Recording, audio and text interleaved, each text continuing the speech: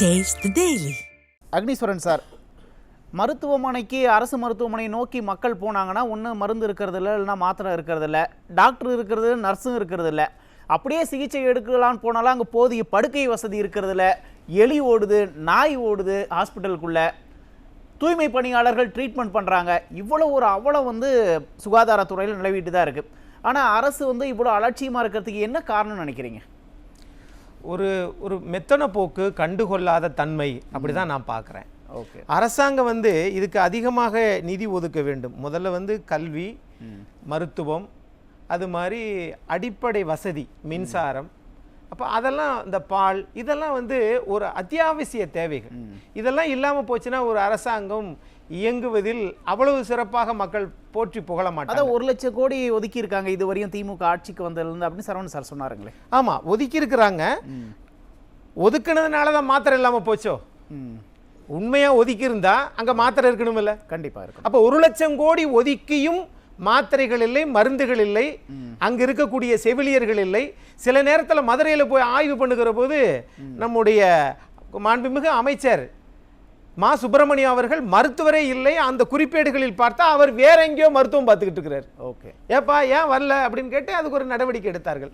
ஆகவே மருந்து இல்லை, மாத்திரை இல்லை, அந்த துறை மட்டும் இருக்கிறது என்றால் இது மக்களுக்கான அரசா அப்படின்ற ஒரு கேள்வி வரும்ல. இப்போ இந்தியாவில் அதிமுக அரசாங்கத்தில் என்ன நடந்துச்சு? இந்தியாவினுடைய மருத்துவ தலைநகரம் நமது சென்னை, நாம் வாழுகிற இந்த சென்னை, தமிழ்நாட்டின் தலைநகரம் சென்னை. ஆகவே அப்படி உலக நாடுகளிலிருந்தெல்லாம் மருத்துவர்கள் தலை சிறந்த மருத்துவர்கள் இருக்கிற இந்த தமிழ்நாட்டில் இன்னும் அண்மையில் ஒரு ஆய்வு பண்ணாங்க, ஒரு சோதனை நடத்திய போது என்ன நடந்துச்சு? மாத்திரை கிடங்கு எங்க இருக்குது? நம்மளுடைய ஓட்டேரி, பெரம்பூர் பக்கத்துல ஓட்டேரி. அந்த ஓட்டேரி இருக்கக்கூடியதுல ஆய்வு பண்ணியதுல அங்க கட்டுக்கட்டா பணம் இருந்ததா இல்லையா? அப்ப மாத்திரைகள் இல்லை, கட்டுக்கட்டாக பணம் இருக்கிறது என்றால் இவர்கள் எதற்காக அதை வேலை செய்கிறார்கள்? அப்ப இது ஒன்று. இன்னொரு விஷயம், அதிமுக ஆட்சியிலும் சரி, அதுக்கு முன்னாடி திமுக ஆட்சியிலும் சரி, தமிழ்நாட்டை போட்டி போட்டு கொண்டுதான் வளர்த்ததாகத்தான் சரித்திரம். ஆனால் மக்களுக்கான ஆட்சியை கொடுத்தது அதிமுக தான். எப்படின்னா 5 கிலோமீட்டருக்கு ஒரு தடவை ஆரம்ப சுகாதார நிலையம்னு இருக்கு சார். ஆனால் எல்லாத்துக்குமே அங்க போக முடியாது. அதனால சின்ன சின்ன சளி பிடிச்சிருக்கு, இதா இருக்கு, காய்ச்சல் வர்றது மாதிரி இருக்கு, வறட்டு இருமல் இருக்குது, அதையெல்லாம் அம்மா மினி கிளினிக் அப்படின்னு சொல்லி மாண்புமிகு முதலமைச்சராக இருந்த எடப்பாடி பழனிசாமி அவர்கள் ஆரம்பித்தார்களா? கிராமப்புற மக்களுக்கும் மருத்துவ வசதி போய் சேரணும் அப்படின்ட்டு. ஏன்னா ஒரு சளி இருமலுக்கெல்லாம் அங்க போய் பார்த்தோம்னா ஒன்னும் இல்லை, போங்க அப்போ ஒன்றும் இல்லை, ரசம் வச்சு குடி அப்படிலாம் சொல்லிவிடக்கூடிய மருத்துவர்களும் உண்டு. அதை நாங்கள் ஏற்றுக்கிறோம். அதே நேரத்தில் அப்படி அவர் அலைக்கழிக்க கூடாதுன்றது மக்களுக்கான ஆட்சியை அதிமுக என்ன பண்ணுச்சு? மினி கிளினிக் ஓபன் பண்ணாங்க. ஆக அப்படி இருக்கிற அந்த ஆட்சி எங்கே? இன்னைக்கு இருக்கிற ஆட்சி எங்கே? இவர்களுடைய நோக்கம் என்பது பாருங்க, ரொம்ப வருத்தமான ஒரு செய்தி. சொல்லுங்க. கொரோனா காலகட்டத்தில் சார் உலகமே 100 ஆண்டுகளுக்கு முன்னாடி வந்துச்சு சார். ஆனால் திரு எடப்பாடி பழனிசாமி அவர்கள் முதலமைச்சராக இருக்கிற போது அரசாங்கத்துக்கு முன் உதாரணமே கிடையாது, இந்தியாவிலே கிடையாது. வெள்ளக்காரங்க காலத்துல வந்துச்சு, அதுக்கு பிறகு வந்திருக்குதுன்னா அரசாங்கம் ஒரு மாதிரி திகைத்து போய் தான் நின்றுச்சு.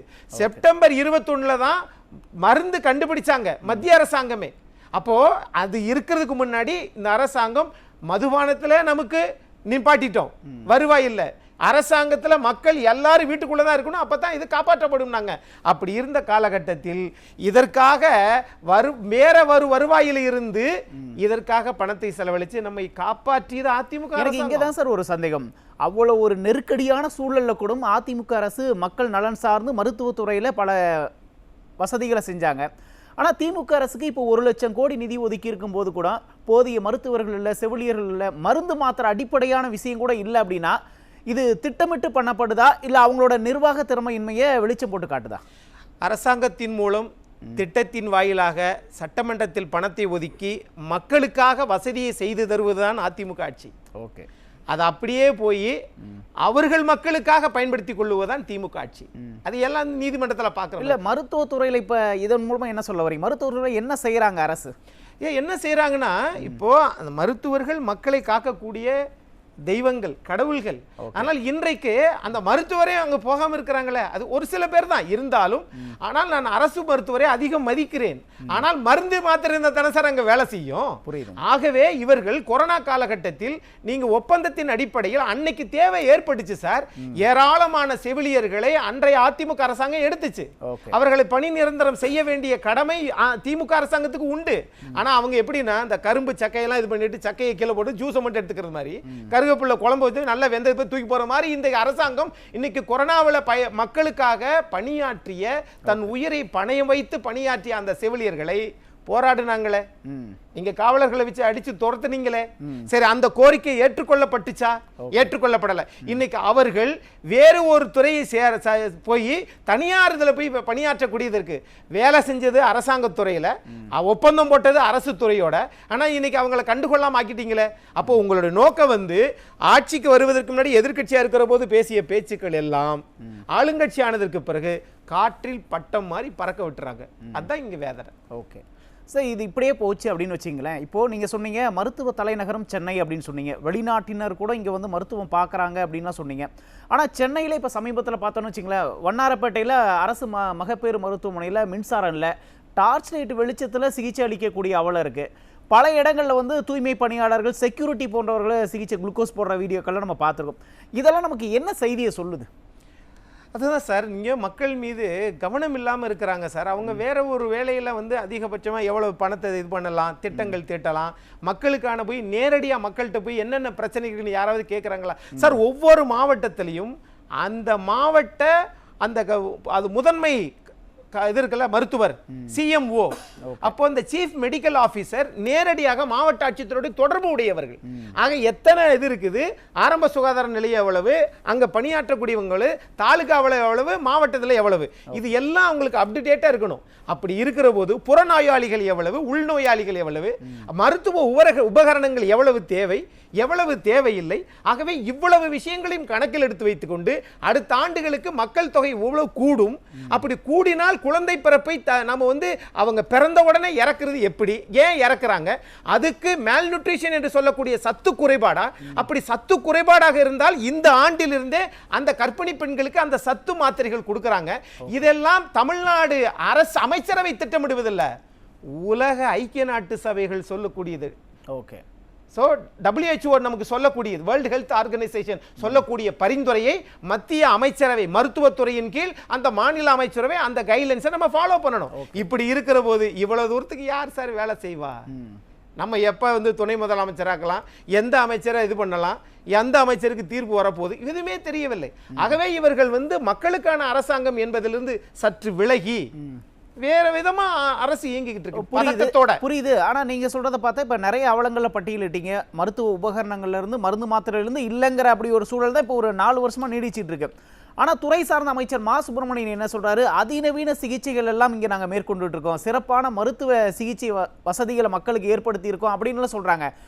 வசதிகள், அடிப்படை வசதிகளே இல்லை, கட்டமைப்பே இல்லைங்கும் போது அமைச்சர் இப்படி பேசுறாரு அப்படின்னா என்ன காரணத்துக்காக இப்படி பேசுறாரு?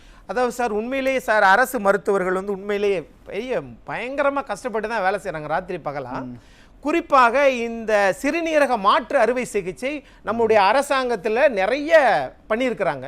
ஏறத்தாழ வந்து 100க்கு மேற்பட்டது. அது மாதிரி இருதய அறுவை சிகிச்சைகள், இதெல்லாம் பெரிய விஷயம். பேங்க்ரியாஸ் கணைய மாற்று அறுவை சிகிச்சைலாம் நீங்க தனியார்ல போனீங்கன்னா அவங்க சொத்த போற வித்தாலும் பத்தாது.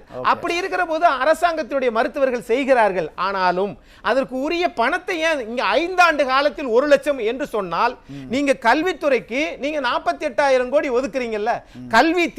கல்வி தேவை என்பதை காட்டிலும் இங்க மனித உயிர்களை தானே சார் முக்கியம். கண்டிப்பா. அப்போ சர்க்கரை வியாதி அதிகமாகுதுக்கு என்ன காரணம்? அப்போ உயர் ரத்த அழுத்தத்தை குறைப்பது எப்படி?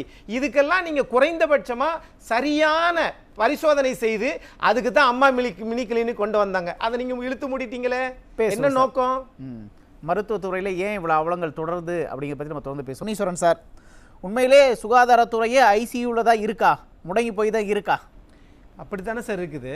பெரும்பாலும் இந்த குழந்தைகளுக்கு தடுப்பூசி 15 வயசுக்கும் பார்த்தீங்கன்னா அதுக்கு மேலே இது பண்ணுறாங்க. அந்த இது வந்து அரசு இதில் தான் போடுவாங்க. ஏன்னா அங்கே 24 மணி நேரமும் 365 நாளும் எதுக்கு கரண்ட் இருக்கோ இல்லையோ அதுக்கு மட்டும் கரண்ட் இருக்கும்.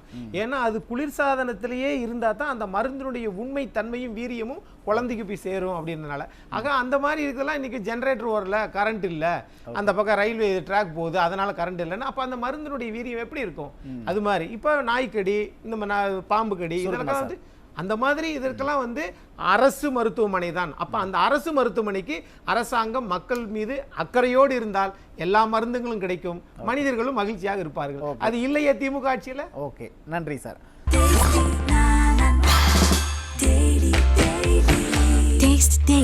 Taste the Daily.